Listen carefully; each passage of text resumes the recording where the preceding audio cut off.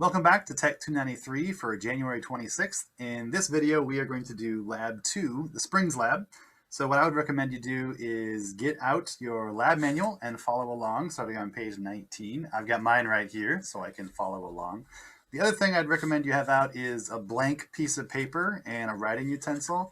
That way, as I'm calling out the data, you can write down the data, and that way you'll be able to use it for your lab report. So we can go ahead and get started. Looking at the equipment section, I've got all the equipment right around me. We've got a metal dowel rod. I've got it up here. And, I tried doing a test run just with having a bunch of books set on top of the dowel rod. And I put all the weights in the bucket and it tipped all the books over. So I decided to make it a little bit more secure. And I found a C-clamp. So I think this should make it really secure, and I don't think I'll have any problems unless the entire bookshelf starts tipping over, and then I might have problems. But I don't think we're going to add that much weight. I think that'll be solid enough. So we got our metal dowel rod. We got two different size springs, and I've got one that has obviously higher spring constant than the other one. So we'll call spring 1 the one that is more springy. It's easier to pull it and stretch it, so it's going to have a lower spring constant. So we'll call this spring 1, and then we've got another one that is a lot more difficult to stretch. We'll call that spring 2. It's going to have a much higher numerical value of the spring constant. So we'll use those for our two different springs. We've got a load bucket. You know what? You can probably see these if I tilted this down. So we've got a load bucket or a pail right here. And I got a bunch of weights, and I have numbered them for convenience so that we will know which weights or masses are in the pail, and that way we can add up the masses. So you can see the numbers right here. This is mass number 1, 2, 3, 4, 5, 6, 7, and 8. So we've got 8 different masses.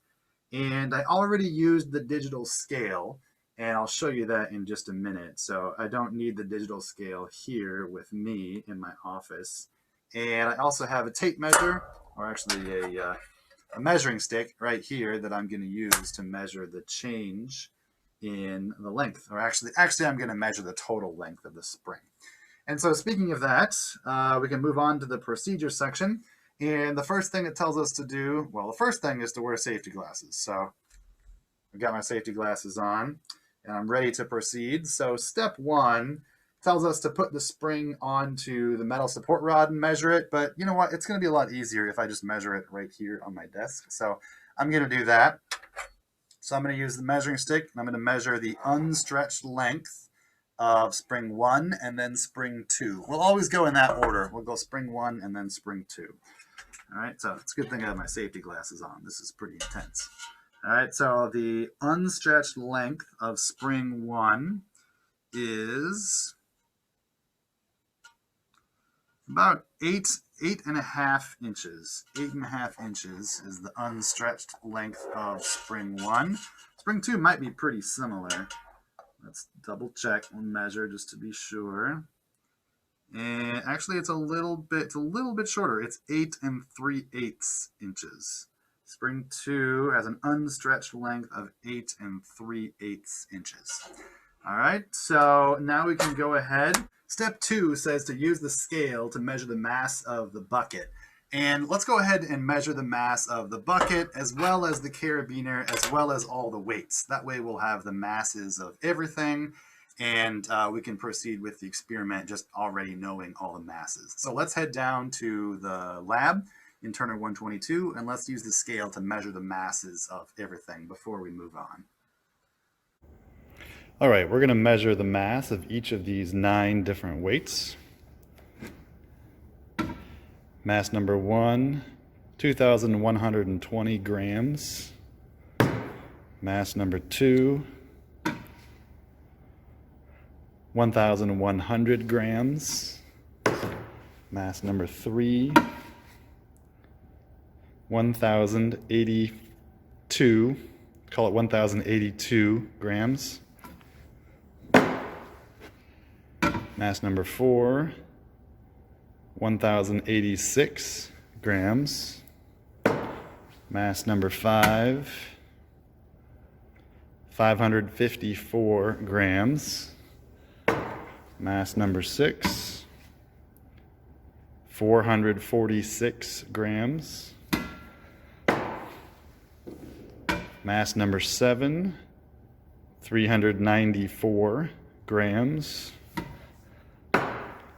And mass number 8, 380 grams.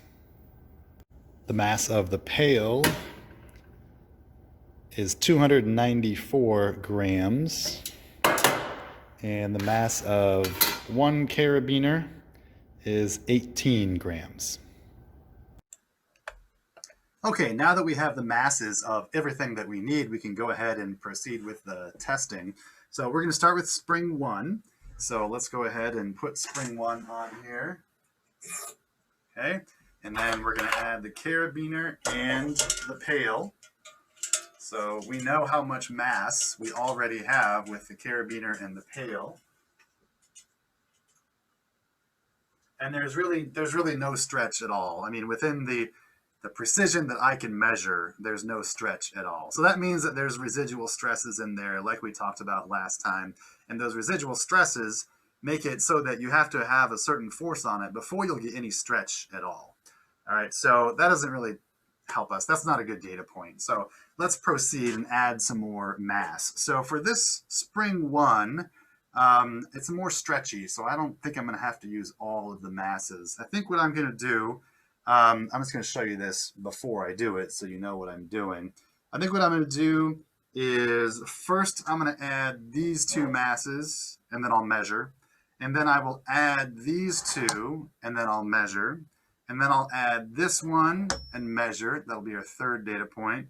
And then add this one, that'll measure. That'll be our 4th data point. And then this one.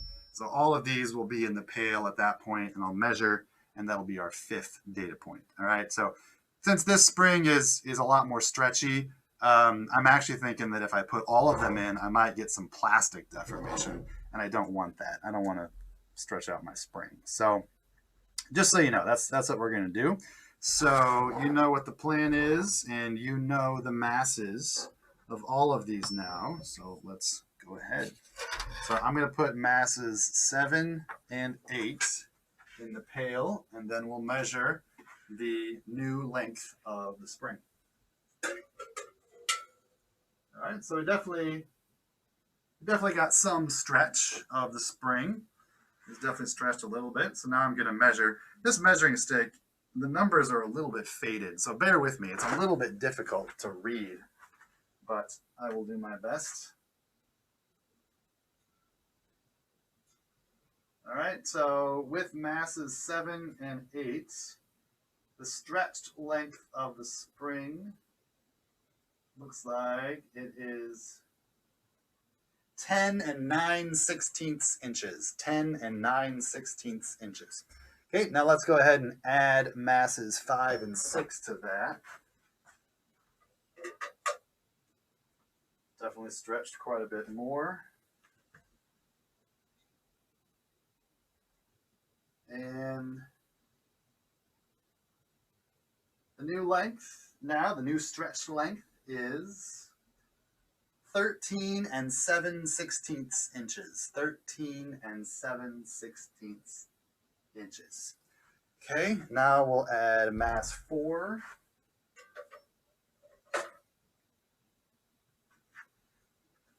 And now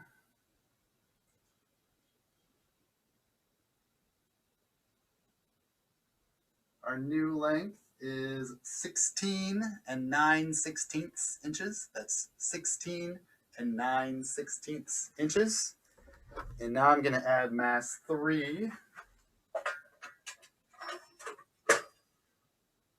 I might be close to exceeding the length of my measuring stick, in which case we'll have to stop. Let's see what this is. All right, now my new stretched length is 19 and 3/4 inches. 19 and 3/4 inches. All right, I'd like to add one more if I can. We'll see if this exceeds the length of my measuring stick. If it does, then that's fine. We just won't count this next data point. But let's see.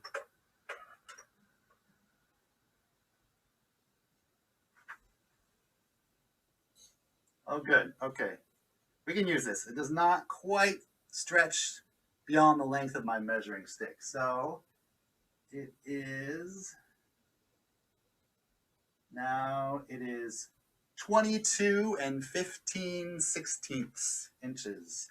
That's 22 and 15/16 inches. All right, so I'm pretty sure that if I added this last one, it would stretch beyond the length of my measuring stick.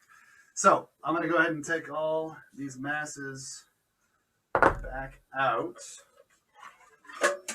and then we will switch springs.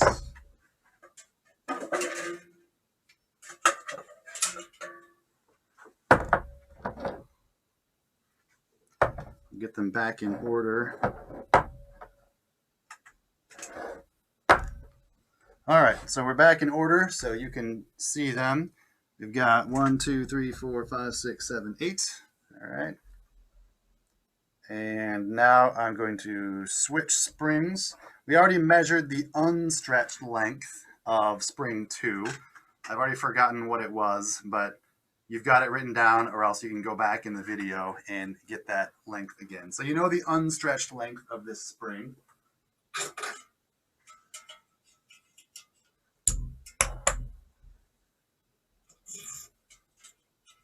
All right, and once again, as expected, the mass of the pail and the carabiner did nothing visible to stretch the spring. So that's not a good data point for us to use. So let's go ahead and start adding masses. I think what I'll do this time, this is going to take some more weight to get it to stretch, some more force to get it to stretch. So I think what I'll do to give us 5 data points again, I think what I'll do this time is I will add these 4 first. That'll be data point 1. And then I'll add this one and measure for data point 2. I'll add this one and measure for data point 3. And this one and measure for data point 4. And then I'll have all of them in there. And that'll be our last data point 5. All right, so that's the plan. So you know how much mass is going to be in there for each data point. Don't forget, at each data point, don't forget to add the masses and the pail and the carabiner. Remember, that's part of it too. That accounts for some of the force that it's pulling on the spring. So let's go ahead. I'm going to add these smaller 4 masses, 5, 6, 7, and 8.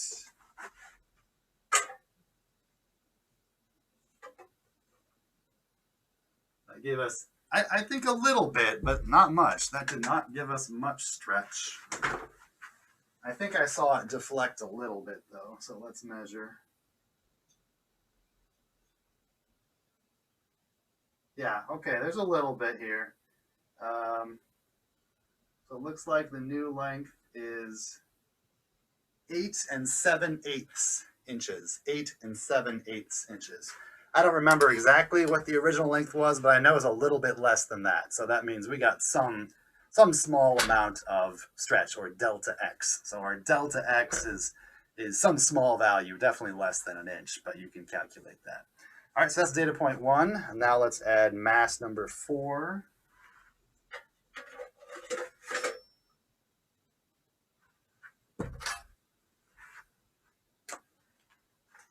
And the new length, after adding mass number 4,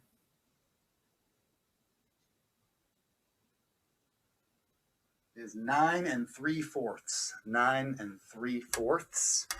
Now let's add mass number 3.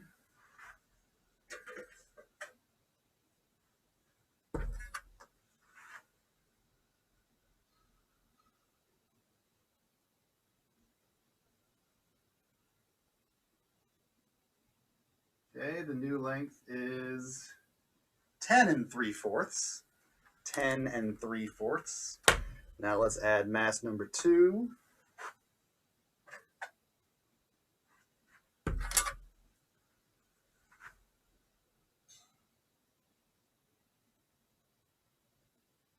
Okay, and the mass with mass number 2, that is, what is that?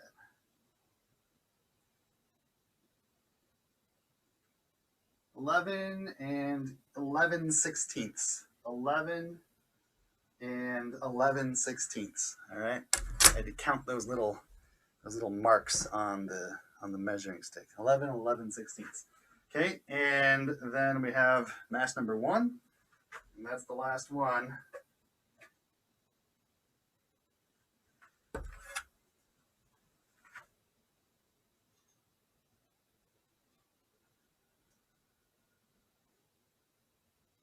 Okay, and this one is 13 and 9/16. 13 and 9/16. All right, so that is all the data points. You got all the data points for spring 1 as well as spring 2. So now what you need to do is make your table of all of your raw data, that is the unstretched length of the spring as well as the stretched length of the spring, for all of the masses, data point 1, data point 2, 3, 4, and 5 for each of the springs. And then you can convert all of your masses. Don't forget to add the pail and the carabiner again as well. Then convert all those masses to pounds force. And then you can make a table of the pounds force. That's the force pulling on the bottom of the spring as compared to the change in length. All right, that's very important. And in the past, some people have confused that in this lab. So I want to make that very clear. In the third bullet point, under the results section, you need to compare the pounds force pulling on the spring compared to the change in length. So each time you'll have to take the stretched length minus the unstretched length for each data point. All right. So the change in length is the relevant parameter here, the force versus the change in length. And then that's going to be the data that you plot when you create your scatter plot. I'm looking at page 20. When you create your scatter plot, on the horizontal axis is going to be your stretch. That's the change in length again. So remember, for each data point, that's the stretched length minus the original unstretched length. That's on the horizontal axis. And then for each data point, the force, the total force, which is the masses plus the pail plus the carabiner, that is going to be on the vertical axis. All right, and then make your best fit trend line in Excel and make it spit out the equation on the graph. There's just a checkbox that you put in there to make it show the graph y in the form y equals mx plus b, and your m is going to be your slope, the slope of the linear best fit line, and the slope is also the numerical value for the spring constant. All right, and the b in the form y equals mx plus b, b is the y-intercept. So if it was an ideal spring, b would be 0, but I'm pretty sure it's not going to be, because these are not ideal springs, they're real-world springs. All right, so the rest of the answers will kind of follow from all of that. You might want to review the instructions that we talked about last week that might help you in answering, say, question 5 and 6. Make sure you answer all of the discussion questions for both springs, spring 1 and spring 2. Don't forget that, or else you'll only get half the points on those questions. Okay, so that's going to wrap up Lab 2. Let me know if you have any questions, as usual, and I will see you next time.